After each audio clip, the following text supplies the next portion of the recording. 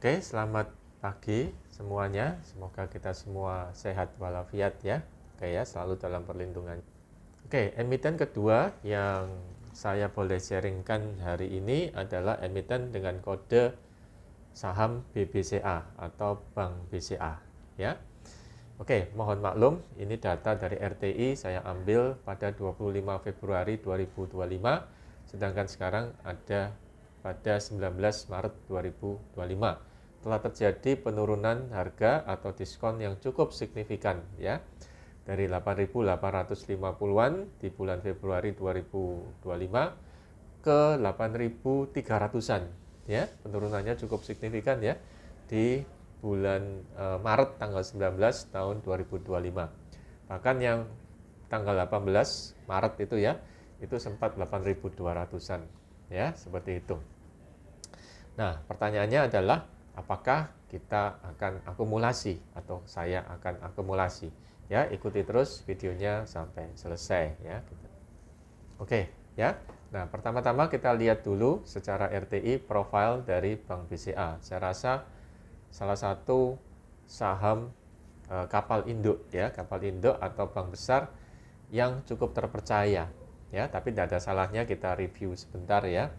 Dan dari berita yang saya dengar terjadi pergantian pimpinan ya, top manajemen dari Bank BCA.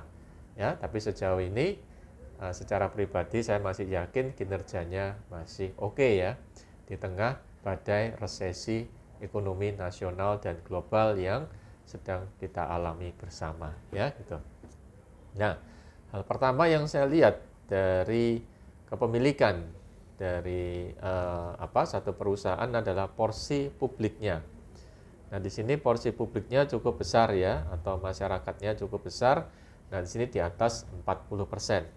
Ya, kalau tidak mengenal nama besar dari perusahaan ini mungkin secara pribadi saya ragu-ragu, tapi karena namanya sudah besar, reputasinya sudah baik sejauh ini, maka oke-oke saja ya, seperti itu ya gitu.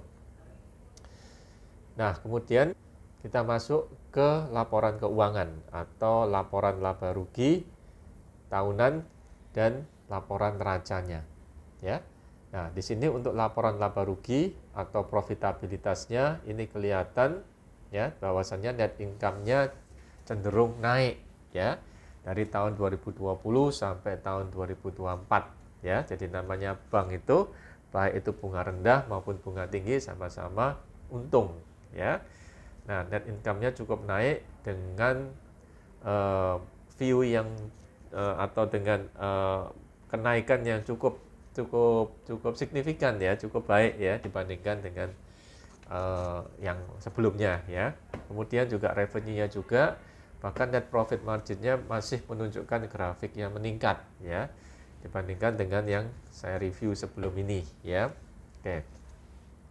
Nah, kemudian kita lihat dari equity-nya. Jadi perusahaan yang berkinerja baik itu equity-nya selalu meningkat. Nah, di sini di tengah situasi yang seperti sekarang ini equity-nya juga masih oke ya, meningkat ya, meskipun tidak sampai kelihatan seperti peningkatan net income ya dan revenue ya, seperti itu. Jadi secara grafik income statement dan balance sheet menurut saya tidak ada semuanya oke-oke saja ya, seperti itu.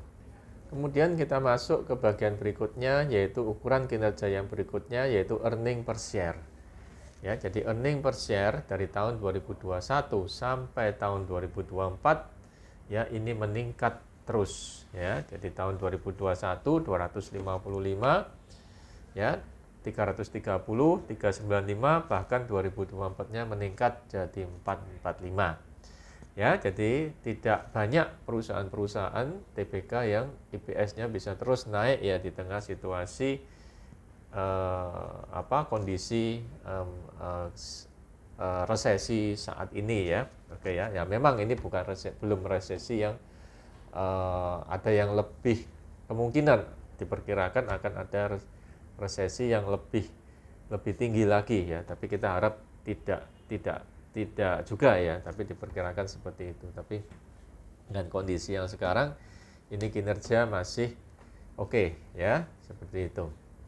Nah, kemudian juga dividen. Jadi bank ini punya reputasi yang sejauh ini baik ya, dengan rekor pembagian dividen yang tidak pernah absen.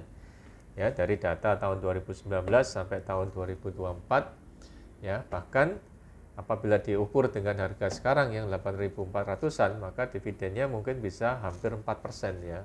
Itu angka yang cukup tinggi ya untuk perbankan dengan kinerja menurut saya salah satu yang nomor satu di Indonesia ya, seperti itu. Dan bisa jadi kinerja dan layanan yang bagus seperti ini bisa jadi mengalahkan kinerja dan layanan bank-bank asing ya, seperti itu ya. Oke ya. Nah, kemudian juga salah satu perusahaan dengan market cap terbesar ya. Oke ya. Sejalan dengan laporan income statement-nya, maka net profit-nya juga tidak kalah besar ya. Jadi net profit-nya mencapai hampir 55 triliun ya, seperti itu ya. Jadi kinerjanya sejauh ini berdasarkan data Februari 2025 ini masih oke. Nah, kemudian PER-nya tapi juga cukup tinggi ya, sudah hampir 20 kali. Mungkin dengan harga 8.300 bulan Maret 2025 itu PER-nya bisa lebih kecil lagi, bisa lebih bagus. Dan PBV-nya juga akan lebih kecil, lebih bagus ya, seperti itu. Lebih menarik ya untuk kita akumulasi ya. Meskipun ini adalah disclaimer on ya gitu. Nah, kemudian ROE-nya juga lumayan ya, hampir 21%. Kemudian net profit margin-nya juga oke ya, 45,38%. Nah, jadi sejauh ini belum ada hal-hal yang patut kita soroti ya.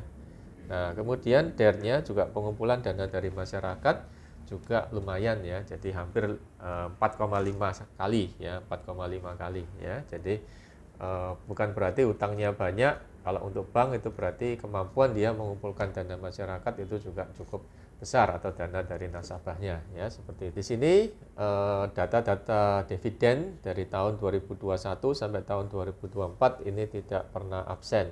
Bahkan dalam setahun bisa sampai 2 kali. Ya, jadi kalau dihitung-hitung mungkin return yang didapatkan bisa kurang lebih 3-4% ya. Ini cukup bagus ya untuk sekelas bank papan atas ya. Nah, kemudian sampailah pada kesimpulan apakah akan diakumulasi dengan harga pada bulan Maret 2025 ya. Yang harga sekarang 8.400 8.300-an ya. Lebih rendah dari harga info yang saya dapatkan di sini ya, RTI di sini 8.800 ya. Mohon maaf ya karena ini saya belum memperpanjang ya. Jadi masih angka 8.500 tapi sekarang Maret tanggal 19 itu sudah 8.400-an ya. Udah diskonnya udah cukup banyak ya. Oke ya. Ya. Memang ada berita-berita atau sentimen-sentimen yang negatif ya, yang kurang positif ya terkait dengan situasi ekonomi sekarang ya, tapi saya yakin secara fundamental perusahaan dan angka-angka keuangannya sejauh ini masih oke ya, masih sehat ya kan gitu ya. Jadi kalau ada uang dingin dan maka saya juga kepingin ya untuk akumulasi saham dari bank ini ya. Harganya udah diskon cukup banyak ya, 8.400 8.300-an ya. Bahkan yang tanggal 18 kemarin bisa sampai 8.300 8.200-an ya. Cukup terdiskon dan cukup menarik ya seandainya kita punya uang dingin ya, mengingat angka-angka yang masih oke ya, masih bagus ya, dan harga yang cenderung masih terdiskon ya, seperti itu ya. Jadi oke. Jadi kesimpulannya seperti itu ya guys ya teman-teman. Jadi seandainya ada uang dingin lebih ya, saya berminat untuk mengakumulasi meskipun belinya adalah beli cicil ya, karena kemungkinan masa-masa diskon ini tidak akan berlangsung cepat ya, tapi masih agak lama ya, masih beberapa bulan ya, menurut saya paling tidak masih beberapa bulan ya. Oke, saya rasa itu aja. Ini disclaimer on, ini adalah pendapat saya pribadi, keinginan saya pribadi lihat dari fundamental dan prospek, dan juga ini masa-masa diskon karena memang lagi resesi nasional dan global ya. Nah, tapi seandainya ada dana dingin lebih, maka saya juga ingin ya mengakumulasi dengan cara beli cicil ya. Tapi sekali lagi tidak ada ajakan jual atau beli, segala resiko itu ditanggung sendiri dan segala manfaat juga akan dinikmati sendiri. Oke, sekian sharing dari saya, semoga bermanfaat. Kiranya kita semua sehat selalu dalam lindungannya ya. Amin.